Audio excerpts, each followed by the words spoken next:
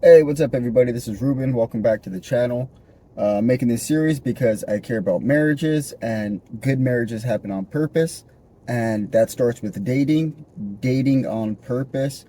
So that's what I want to help you guys out with today. A lot of people don't date with intentionality, and not because they're bad people, but because we. Hey, what's up, everybody? Welcome back to the channel. This is Ruben Young. I believe that good marriages happen on purpose, and that starts with dating with intentionality, dating on purpose. So that's why I'm making these videos. I care about people's marriages. I'm a married man myself, and I spent a lot of time before I started dating with the intentions of marriage to learning what it means to get married, what should we be doing when we're dating, and just trying to gather as much wisdom as I could so I could find a woman that I can spend the rest of my life with and avoid a lot of headache and problems and potential divorce. And I believe that I've gathered some good tips, some good advice from a lot of wise men, a lot of good books, and a lot of good talks. And I want to share that with you today. So today we are going to be talking about the topic of guarding your own heart. So to guard your heart or to give it. I'm going to read something for you guys that I wrote on this subject. It says, guard your own heart when vetting a future husband. It's foolish to trust a man you're getting to know to guard it for you. If we all have to learn to guard our hearts from being swept away by the infatuations of love, learn to do this and you'll have less heartache, and you may even avoid a marriage that has more problems than normal. All right, let's get started. All right, guys. Point one, or I should say, ladies. Point one. You have to understand why you need to guard your heart. So, point one is understand why you need to guard your heart. And in Song of Solomon, it says, "Do not awaken love before it's time," and that's a warning. That's a warning coming from somebody that understands what happens when you give your heart away. Now, physically, our hearts are the most vulnerable part of our body. You know, if you're brain dead, your brain's important, but if you're brain dead, you can still be alive. But if you're heart dead, you got no shot. You're dead. You need to get a heart transplant or get that bad boy, fixed. So the same thing emotionally in our innermost being. Our heart is the most vulnerable part of us. You know the phrase when people say they wear their heart on their sleeve, that means this person loves openly, everybody caring, but they keep themselves open to hurt, because the more people you are open to, the more chances there are to be hurt. And this is why a lot of us, as people suffer heartache in the world, they start to shield themselves, they start to cover themselves, and we start to guard ourselves, and some of us guard ourselves too much. It's like a pendulum. It swings from one side of just being open, being gullible, being bright-eyed, bushy-tailed about the world, to the opposite side where we're just cold, don't trust anybody, I don't need a man, right? Talking to the ladies. But the reason we have to guard our hearts, and this is for men and women, is because it's the most vulnerable part of who we are. And when you give your heart to somebody, you are giving them the opportunity to do what they will with it. Think about that. If it was your physical heart and you are going to trust somebody with your physical heart, that means your actual life. Would you just give it to anybody? Would you just give it to a guy you just met, that looks cute, right? Met the cutie at the coffee shop, said hi to you, you guys talked, exchanged numbers. You're like, yeah, this guy looks safe, let me give him my heart. Let me trust him with my life. Let me trust him with the most important part of who I am. No, you wouldn't do that. If you had to in life give your heart to one person to guard your life, right? Physical life, you would be very cautious. That would probably be one of the most important decisions. That would probably will be the most important decision you would think about making in your life, because if you give it to the wrong person, your life ends. And similarly, speaking about our emotional heart, our heart of our innermost being, you're going to give that away to somebody. And that is going to be the most, or I'm going to say the second or third most important decision you're ever going to make in your life. Giving your heart away to the right man, to the right person. If men are listening to this, it's going to be to the woman, but this is for women, so this is you're going to give your heart away to a man. And our hearts have a way of taking flight. They get inflated, they take flight like a balloon with helium, or maybe like a kite in the wind. To give that analogy, you've been there maybe, or you've seen it in the movies. Somebody falls in love and they just lift off the ground. They're infatuated by this other person, and they're like a kite. And our emotions take us to the clouds. But we have to have a string to hold it back down. That's when we fall in love. And I'll talk about that more in a later video about having the people in your life that you trust. They're actually being mindful of your relationship, the person that you're dating. But here, before we even get to that state of letting your hearts just take off by giving it away to somebody, because we will, when you're dating, before you're married, you will give your heart away to somebody. You will not marry them. You will marry somebody, and you should only marry somebody that you trust regarding your heart, that you trust with your emotions, that you trust with your secrets, that you trust with your innermost valuable being, all of you. Because when you get married, you're not going to give a little bit away. You're going to give everything away, and so is he. And you guys are going to be one flesh. So you have to make sure that you guard your heart, because if you awaken it, much like that kite or that balloon with helium, it's going to float away.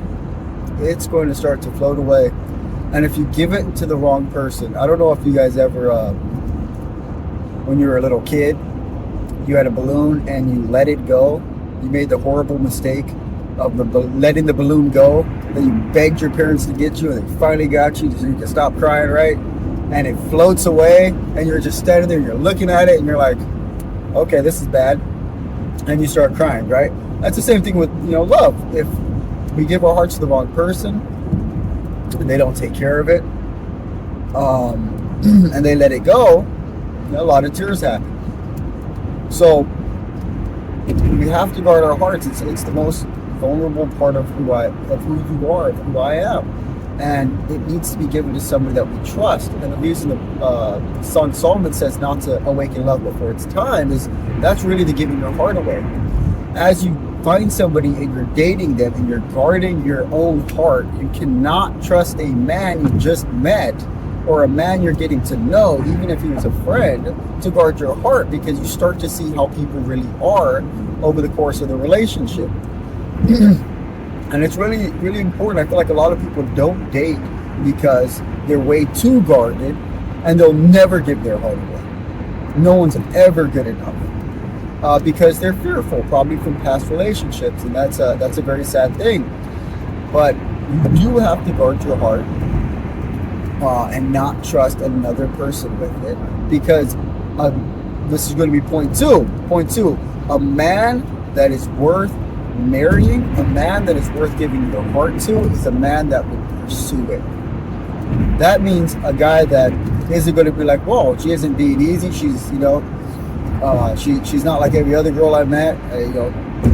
Other guys I see dating girls, things seem to be going really easy. They're kissing on the first date, and they just fall in love, and they're hugging and cuddling and snuggling by the first week, and got his arm around her in the cholo style. And, a guy that's dating you, a guy that's worth your heart, is going to be a higher quality man, or it should be at least. You should have self-worth to where if you see a guy and you're getting to know him, you're guarding your heart, you're not getting swept away, you don't have those emotions attached to him yet. Because that's what happens, the little girl lets the balloon away and she starts crying, her heart's attached to that balloon. And when you give your heart away too fast and you don't know the character of the guy, he could just take it and break it, and then you're left hurt. So you have to guard your heart until you know this guy's worth giving it to, and you will know what this guy's worth giving it to when he proves himself. You know, back in the day, a guy, well, not back in the day, but in all the storybooks, right?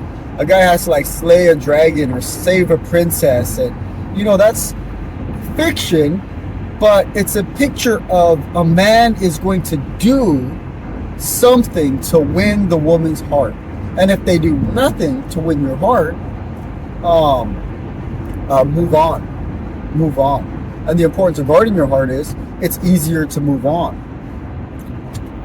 Guarding your heart is keeping your feelings at bay. Because one day when you meet that guy and he is pursuing your heart, he's not trying to rush things, he's not trying to guilt trip you, he's not belittling you, he's not somebody your parents are warning you about, or your friends are like, I don't think you should date this guy, but he's a good guy, and he truly loves you, and you are truly falling for him. You will naturally begin to start giving your heart away to him. And that's really what marriage is when you're in a courtship. Not saying it has to take a long time. I'm a firm believer that you probably shouldn't be dating for longer than 6 months to a year, or 6 to 9 months, because really by that time, if you've been in a relationship, you know whether or not you want to marry this person. And if you don't, it's probably a clear indication that you're not ready to get married. If you're dating somebody for 1, 2, 3, 4, 5, 10, 12, 13, 30, 50 years, and you're still like, I don't know if I'm ready, and you know, you see people, they got like 2 kids already, and they're like, I don't know if I'm ready for marriage. It's like, well, no, you've been ready for a long time for marriage. It might even be a smart move.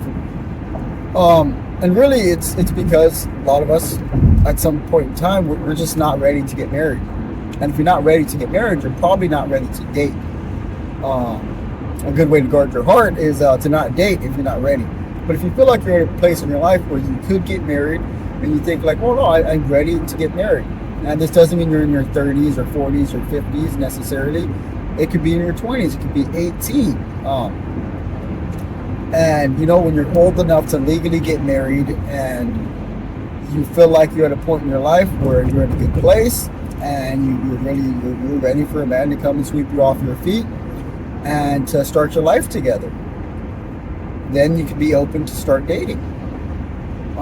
And this is for men and women, because a lot of people aren't ready to date, and then they end up getting into relationships. They don't know what they're doing, right? A lot of times we're just clueless in relationships, and that's one of the things that set me on my journey.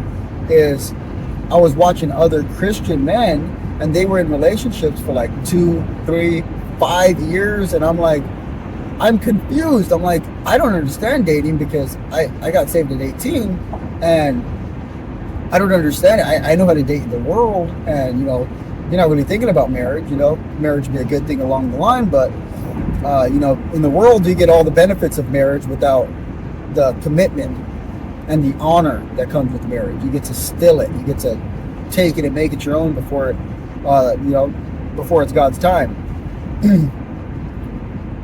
But as a Christian, I was completely clueless, and you know, that caused me to be in a couple of shorter relationships. And I remember in one of them, I was thinking, why am I in this relationship? Like, I truly love this person. I don't imagine myself marrying this person. But, you know, I got in the relationship because I wasn't guarding my heart. And I ended up just breaking up with them because it wasn't fair for them. It wasn't fair for me. And we weren't going to go anywhere. But I was completely confused. I wondered things like, you know, when do you get married? Do you just fall in love? You just start dating somebody because you kind of get along, and then, you know, you develop love for them over time? Because I definitely didn't feel love for, you know, the person I was dating at the time. But I was confused. I didn't know how it worked, because I never felt that kind of love for a person where it's like, wow, I want to spend my life with this person. I never felt that until I met my wife. And I knew she was the one. This was a woman worth pursuing, and trust me, ladies, I had to pursue her hard, and but she was worth it. It was a little difficult, you know, and I didn't know if I was actually gonna be able to actually have a relationship with her, because in my view, she was really a high quality woman, and she was a very godly woman, and yeah, we got along really well, fell in love, and I was guarding my own heart at that time, because if you watch the last video I made, I had a habit of having these fictitious conversations in my head when I was interested in a girl when I was a teenager, because I was afraid to talk to girls. Yeah, like most young teenage men. So I had to learn to guard my heart and my thoughts to not have these fake conversations in my head. The scenario would be, I want to talk to a girl, I'm kind of scared, so I'm thinking, well, what do I say to her? How do I talk to her? Should I say this? Should I say that? What should it be? And doing that would cause me to, create a straw woman in my head, and I'd end up really enjoying the person that I'm talking to, and end up building feelings for somebody that I didn't even know. And I know it sounds kind of crazy, but it's true. I was just a shy, young individual, and I didn't know what I was doing, had no mentors, had no guidance, and I would give my heart away, start to give my heart away before I even really knew, the girl, just because I was really, in love, captured by some girls, beauty when I was a young teenager. And I never learned to guard my heart. So after studying for about a year and a half or two what it means to be married, what it means to date, I learned that I need to guard my heart, I need to guard my mind, and that a woman worth giving my heart and my mind to would be somebody who actually reciprocates my interest, and somebody who actually genuinely likes me, someone who genuinely enjoys my company, somebody who respected me, somebody who wasn't, didn't put me down, didn't treat me different in front of her friends. I had a whole list. I'm gonna make another video later on down the line about making lists of the type of person that you want and the type of person that you really want to stay away from. And so she all the boxes checked out when I met my wife, and I was guarding my heart. But over the course of us dating, she just ripped that thing from my hands. I fell in love, but I wanted to not fall in love quickly. So you have to guard your heart to not fall in love quickly. And when somebody becomes, or you see that somebody's worth it, trust me, over the course of that time, as you're guarding your heart, they're going to get through, and you're going to begin to naturally give your heart to this person. You're going to naturally fall in love, naturally make this connection, make this bond with them. and that's really important. That's what you're looking for. So one, you have to understand what it means, what your heart actually means, what it means to give it away to a person. It's very vulnerable. Two is, what was two? I don't even know how to categorize two. I don't even remember what I said it for two. But you have to be, I literally don't remember what I said for two. Oh, a man that, I had to look down at my notes in the passenger seat. A man that's worth giving your heart to will pursue it. And that's a good vetting method. If you are not so quick, not so ready to just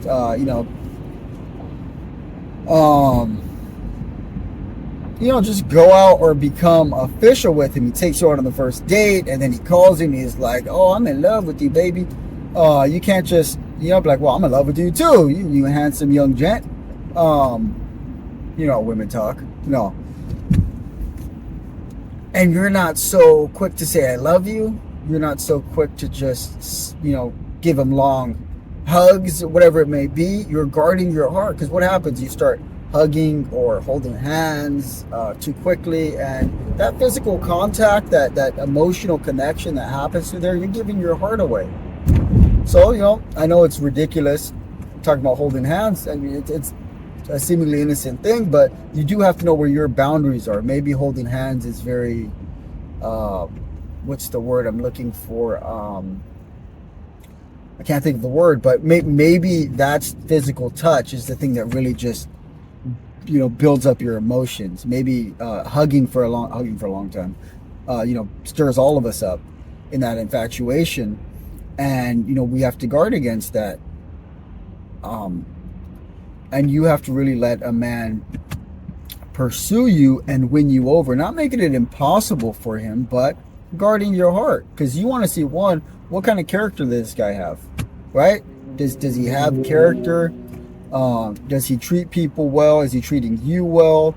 Is he respectable? Is he actually on a good path in his life? Is he pursuing a career?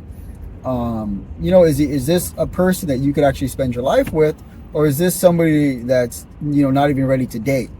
Because sometimes you'll meet somebody and they seem like a really a great person, but you're looking at their life and you're like, dude, like, you don't have a job, you don't have a career, you don't have a car, like you're a little haughty, but you're not ready for marriage. And you have to think about it this way.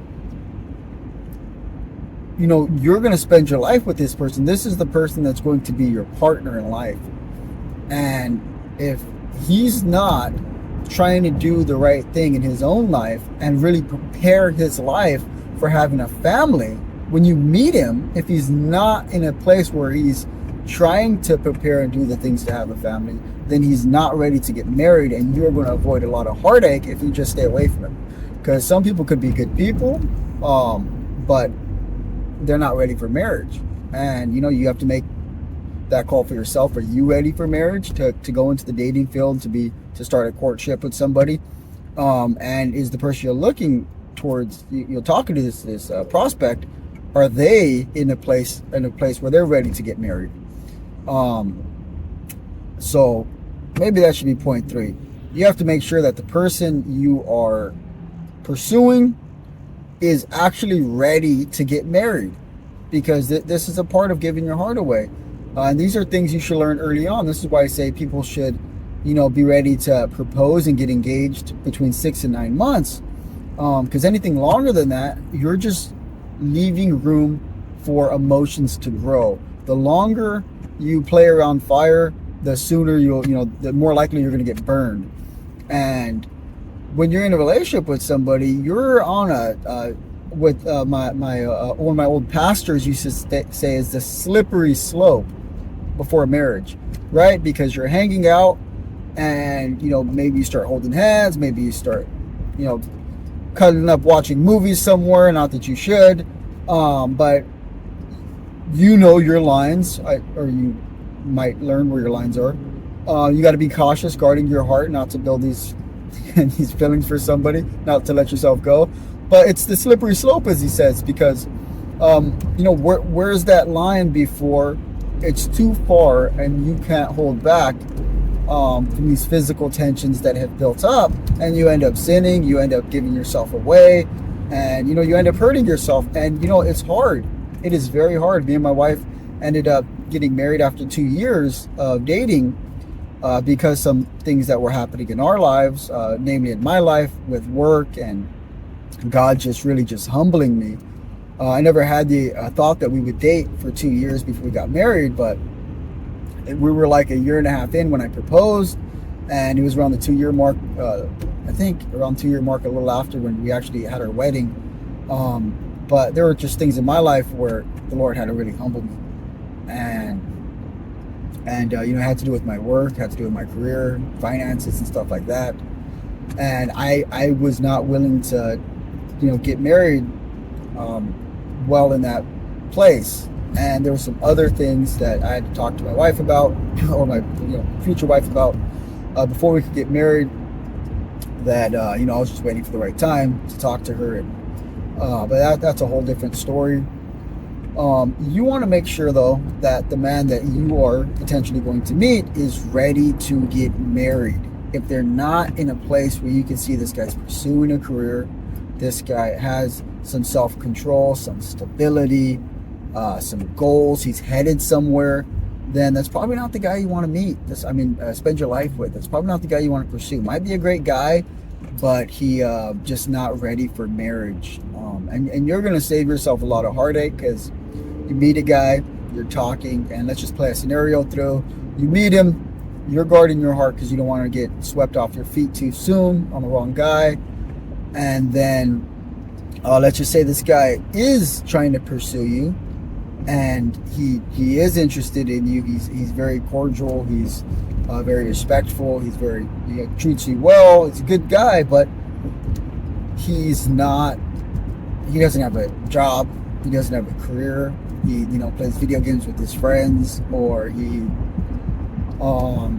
maybe just does a bunch of volunteer work. Maybe he's a good guy like that, but his head's in the ministry game, and he's doing ministry, or he's helping out a lot, but he's not actually doing the things to prepare to have a family. And maybe this is something you could talk to him about, because somebody could change, and they could never heard that they needed to prepare for a family. They don't know how expensive things are, and the guy starts pursuing a career. Then you guys could start something up.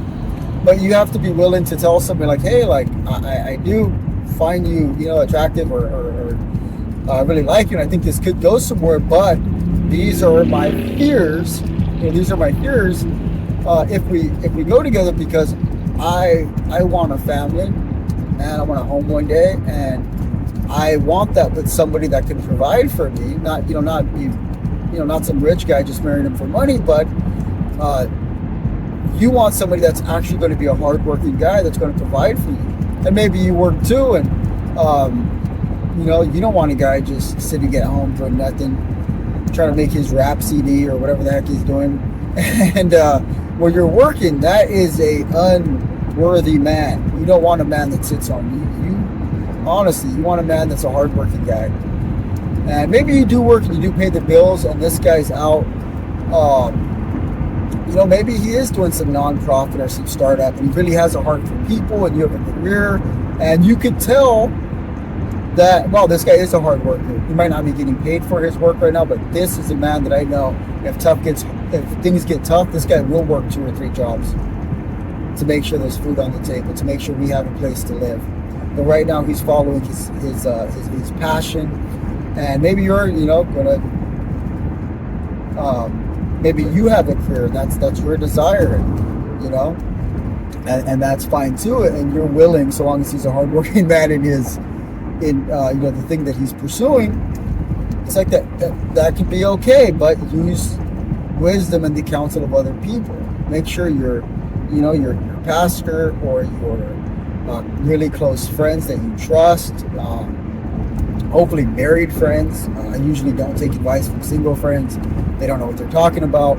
We all have great ideas, but if you're not married, I don't know, there's a lot you just don't know. So just make a video on that. Beware of the advice of single friends. Your parents, if you have parents, or grandparents, if you have grandparents, people you really trust, because they are going to be able to say like, hey, this is not the normal situation, but we could tell that this guy, we can tell you guys really love each other, because that's stupid. A lot of people can fall in love that shouldn't be in love. But we can tell not only that you guys actually care for each other, but we can tell that this man is a hardworking guy, or that this guy is a man of God. This dude, you hear it from everybody. When you're dating, you hear it. I heard it a lot when I was dating my wife before we were married. A lot of people were saying, hey, you guys seem to be a great couple. Like, I really see this going places. And that's a good sign. You don't want to just do what people, tell you or suggest, but that is a really good sign when everybody around you is, giving the green light on this relationship. Because a lot of times when we're infatuated, we ain't thinking. When our heart's given away and we're in that position, we're not thinking. It's all sunshine and butterflies at that time. But if everybody's saying, hey, I don't think this is good, I don't think you should marry this guy, or I think you should hold off, you have to take that into consideration. That's valuable, because I know too many people that have heard that from people that they trust, and they pursued marriage anyways. And that's a decision you have to make, because sometimes some of the people around you don't know what they're talking about, and that's sad. But if these are people you trust, if these are people that are out for your good, pastors, parents, friends, if everybody's saying you shouldn't get married to this person, maybe you should wait. Maybe there's some wisdom in that until you get some real good clarity. But I know people who said, screw it, got married, and it ended in divorce. And, and then they're realizing like, oh, maybe I should have listened because, yeah, they've seen all these things that I didn't see. So you want those extra eyes and ears in your relationship to some degree because you're making a judgment call. And the Bible, I think it's Proverbs that says there's wisdom in the multitude of counselors. And you want that in your life. You want those safeguards in your life because not only are you going to guard your heart for this, from this potential future husband, but you should have safeguards in your life that you trust, people that you trust that, to guard your peripheral, the place that you can't see. So, women, you have to understand what it means to give your heart away. It's a very important thing. You would not give your heart away, your physical heart, to just any man. You will not put your life in the hands of just any man, right? So don't give your emotional heart to just any man. That is going to be the second or third biggest decision you make in your life. 2, a man that is worth giving your heart to will pursue you. He's not looking for anything easy. He is looking for a woman that's worth it. He's not looking for the easy route. He's looking for the worthy route. Right? I sound like a meme now, right? But that's true. He's looking for a woman that's worth it. He's not thinking, a low quality man's going to think, well, what woman will take me? I'll marry her. A high quality man's going to be thinking, what woman's worth it? I'll go slay this dragon. I'll go save this princess. And so after I met my wife, I was like, she's worth it. She is so worth it. Even with the heartache, we had hard, difficult conversations that you should when you're dating, because you have to work through some things that to make sure you guys are on the same page. And a lot of them were hard, just getting to work through things together. But she was worth it. She's worth every bit of heartache I've ever felt, because that the love that I felt from her, the appreciation I felt from her, sometimes I think about my wife. Maybe I don't say this enough to her, but I'm just so grateful for her. I'm so grateful for having her in my life. I appreciate her. She's made me a better person. She's made me pursue things in my own career that I was too weak or scared to pursue on my own. Even though I was moving up in my career, I was, moving up to more management positions and stuff.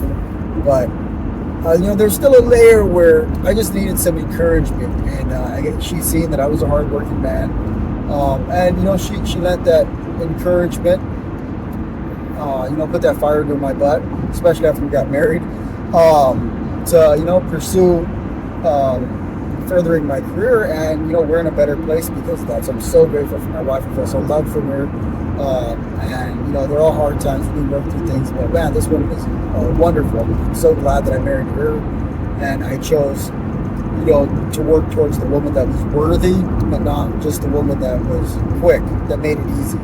So be a woman that's worthy. Don't be a woman that's quick. Don't be a woman that's a low-hanging fruit. Be somebody high quality. Not any man can just date. It should be a worthy man.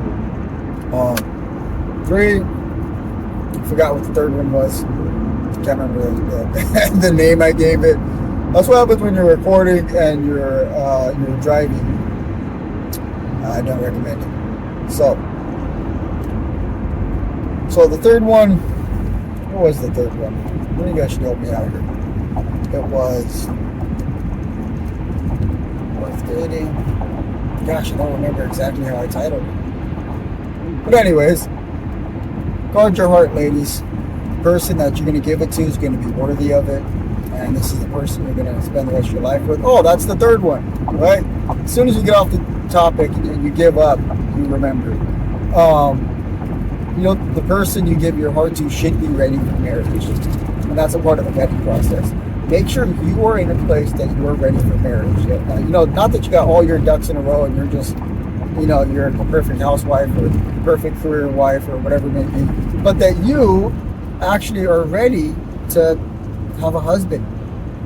you're not just out hanging out with all of your friends. I mean, you are hanging out with your friends because you're not married, but you're ready to move away from that. You're ready to have a close relationship with the man, and this sometimes is something you maybe talk to with your mom, talk to with your pastors, talk to with older married sisters, and say, hey, like I'm interested in getting married, but I want to know, like, what do you do? How do you get into the position of being ready for marriage? And sometimes it's just you knowing, hey, I'm not ready for marriage right now. I'm pursuing this career, or I'm really invested in this missions ministry thing, and I know that at this point in time in my life, being married isn't the right thing. And, maybe God will change that because God does what He wants, and His plans are way better than ours. So you just let Him take the wheel if that happens. But if you are going to start dating, then make sure you are in a place where you're ready to get married. Don't just date when you're not ready to get married, because you're going to cause yourself a lot of heartache. Vodi Bakum, I think I'm saying his name right. This guy's awesome. You should listen to him. Everybody should listen. This guy's awesome. He said dating is just glorified, or dating in our culture, the dating after dating after dating, is just glorified divorce practice. Dating is just glorified divorce practice. And that's dating without the intention of being married.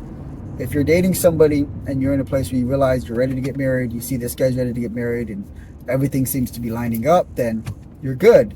But if you're dating just to date, you're dating because everybody else is doing it, you're dating because you don't want to get left out, or because you really just want that person in your life. You're not ready to make a commitment, but you want somebody there.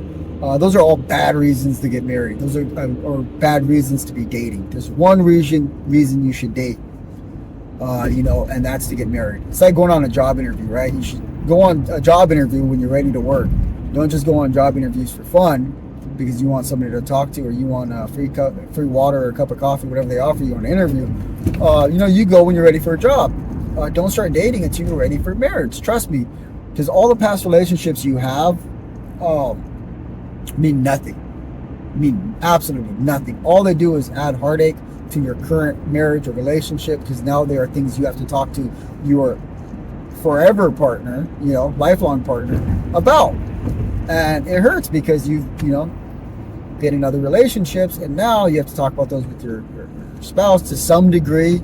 You don't have to get crazy detailed, but yeah, and none of those things matter. None of those things mean anything to you now. So, all right, those are that's my advice for you today. This is actually a pretty long video. Gotta cut this down a little bit, or nobody's gonna watch it, huh? All right, so hope you guys, or you ladies, benefited from this. I'm gonna make more videos. If you have any questions, any comments, any complaints, just write them in the comment section, and I will try to answer them. All right, till next time, take care.